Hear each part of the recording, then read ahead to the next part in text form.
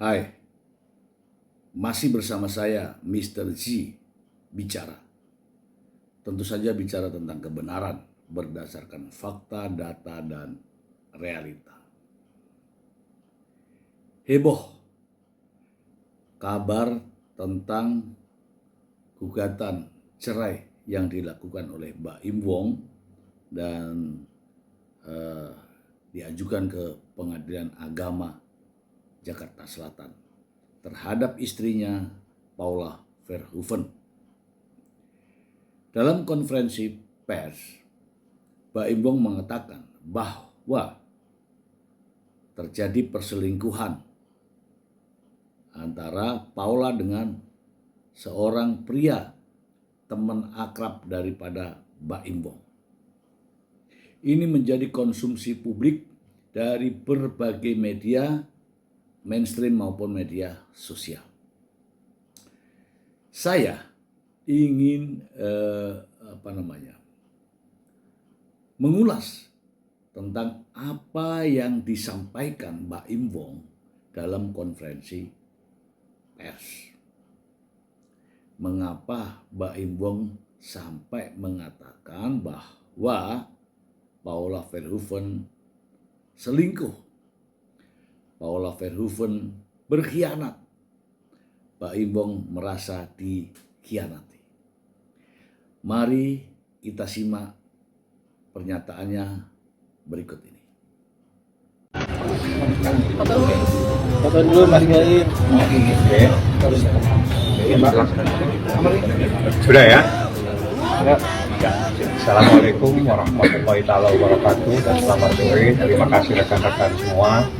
Saya informasikan bahwa Muhammad Ibrahim alias Mbak Im Wong pada hari Senin telah mendaftarkan gugatannya ke Pengadilan Agama Jakarta Selatan terkait dengan gugatan cerai talak terhadap istrinya yang bernama Paula.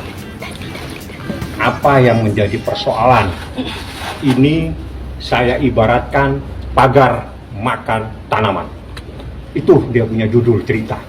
Jadi bagaimana, seperti apa kejadiannya, karena ini sesuatu yang cukup pribadi, biar yang bersangkutan yang menjelaskan. Mungkin begitu, baik saya sampaikan. Ya, kalau saya melihat dari raut wajah Mbak Im Wong, nampaknya penuh dengan kekecewaan ya. Ayo kita simak lagi. Saya itu sebenarnya menghindari. Maaf juga buat wartawan semuanya, saya kan nggak pernah menjawab.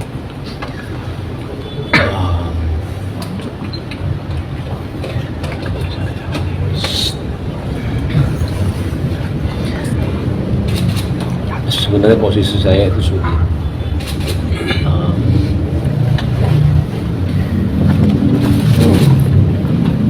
Saya memang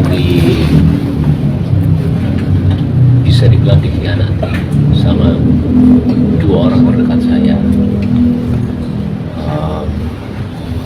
dari pihak perempuan sama laki-laki.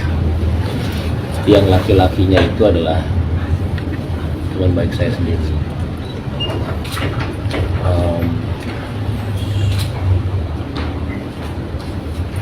Sebenarnya hari pas kejadian itu, ya kalau saya jadi Mbak Im Wong mungkin saya tidak akan ungkapkan ini ya. Ini masih ranah rahasia. telepon laki-laki itu diganti sama pihak wanita dengan nama laki-laki.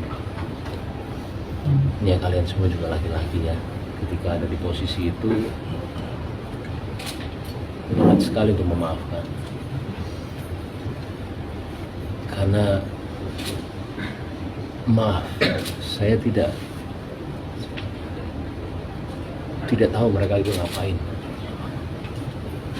Saya juga tidak mau suzon, cuman dari rantai semua itu, karena ini sudah 1 tahun ketidakjujuran itu ada.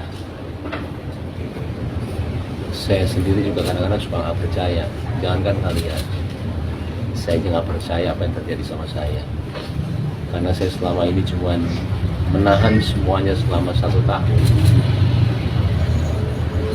Saya karena anak saya.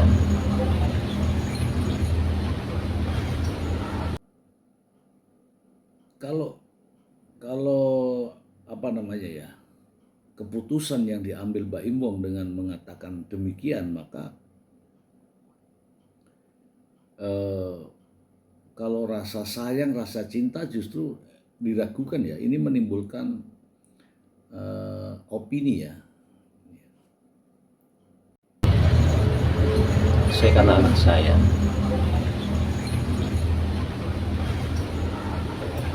Saya kalau udah bicara anak, terus terang, apapun yang kalian mau bicara mengenai saya nggak ada masalah sama sekali. Saya tahan semuanya selama berita itu ada ya. Mau saya dibilang pelit, mau saya dibilang beda-beda dia sama orang lain, mau apapun itu saya nggak apa-apa. Saya cuma mikirin anak saya doang. Saya nggak mau mereka itu tahu masalah ini. Cuma sama kesini itu semua ketidakjujuran itu ada. Terus terang ini persoalan terlalu dalam. Dan ini bukan konsumsi publik seharusnya. Saya itu baru dibilang pelit sampai 1 orang. Itu istri saya sendiri. Saya juga sampai bingung. Saya nggak pernah dibilang pelit sama orang seumur hidup saya. Kalau saya pelit, bagaimana mungkin saya menafkahi keluarga dia? Tanggungan hebat di saya. Adiknya kita kerjakan di sini. Adik yang satu lagi juga saya menyiasati untuk buat YouTube tanpa saya mengambil uangnya sama sekali. Saya lebih kayak menjadikan ayo berarti orang tuanya pun tiap bulan saya kasih melebihi dengan orang tua saya. Kalau kalian mau tahu semua di sini, uang saya itu masuk perusahaan. Tapi uangnya Paula itu punya dia. Saya nggak ambil 1 rupiah pun uang dia.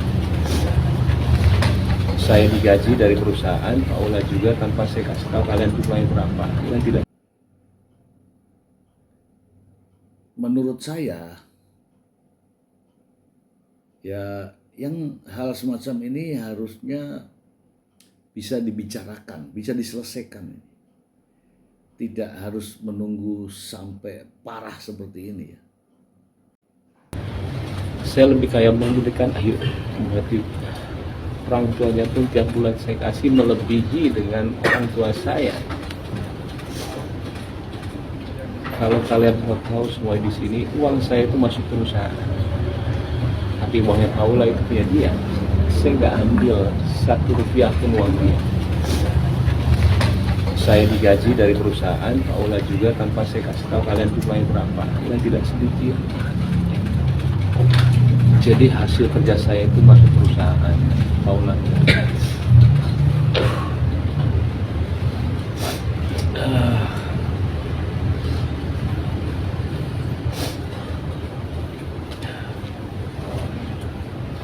Dan sebenarnya saya juga bingung ketika pembicaraan, maaf banget, harta Gonogini itu ada sebelum kita perceraian.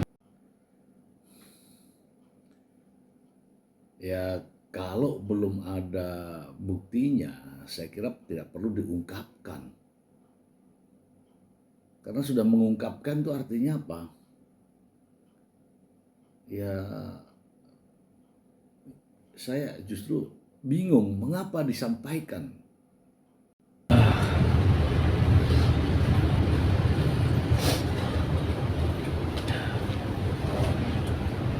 Dan sebenarnya saya juga bingung ketika pembicaraan, maaf banget, harta gonogini gini itu ada sebelum kita perceraian. Itu karena saya juga menanyakan, buat apa membicarakan harta gonogini gini, kayak kita belum cerai. Saya itu nggak pernah ngecek handphone istri saya karena saya sangat percaya sama dia. Sekalipun saya nggak pernah.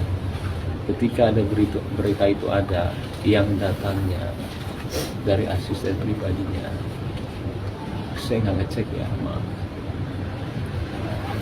Ini kasih lihat saya. Terus saya mau ngomong apa? Saya nggak akan jabarin di sini semuanya. Ini ya kalau saya melihat nih, Pak Imbong terus ya memberikan statement yang menyalahkan Paula Verhoeven. Putusan dia dalam putusan saya, bahwa saya udah nggak ada. Ayah saya bilang selesai. Mau bukti apa lagi Pak Ibu? Akhirnya saya datang ke dia. Jadi kalau bilang ini semuanya tiba-tiba, enggak. Saya waktu itu udah nggak kuat juga, tapi bukan masalah ini ya, lebih masalah sifat. Saya datang ke orang tua dia, dan saya udah bilang kalau saya dulu sudah tidak bisa. Tapi akhirnya saya coba lagi, saya bilang sama dia terakhir.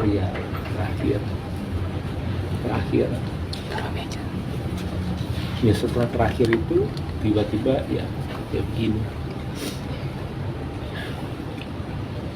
Sekali lagi,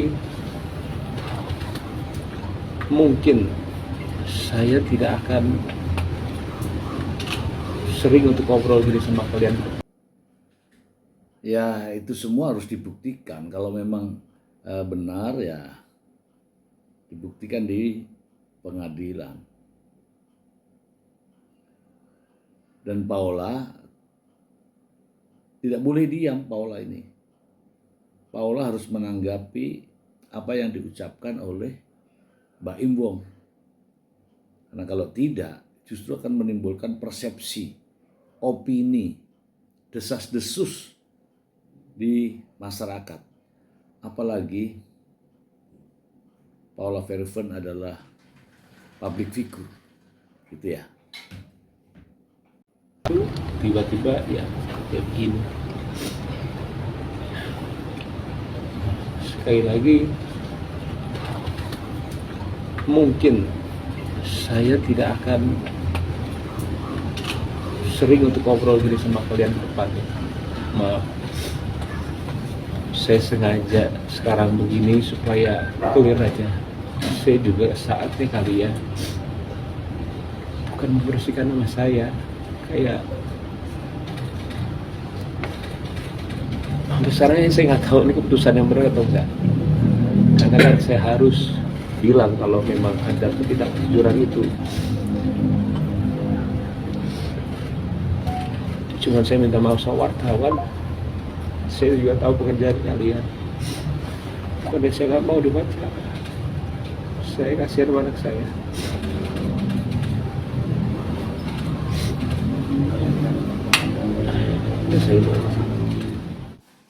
Nah, itu teman-teman ya. Jadi apa yang sudah diungkapkan oleh Mbak Imbong justru bagi saya ya blunder. Mbak Imbong dan pengacaranya harus bisa membuktikan apa yang sebenarnya terjadi dan diungkapkan dalam proses persidangan. Sudah banyak ya pengajuan gugatan cerai yang pada akhirnya ditolak oleh majelis hakim karena ya pemohon tidak mampu membuktikan tuduhannya, dan hakim mengatakan bahwa keyakinan hakim, tidak terjadi sesuatu yang mengharuskan mereka berpisah. Ini pendapat saya. Semoga bermanfaat. Terima kasih.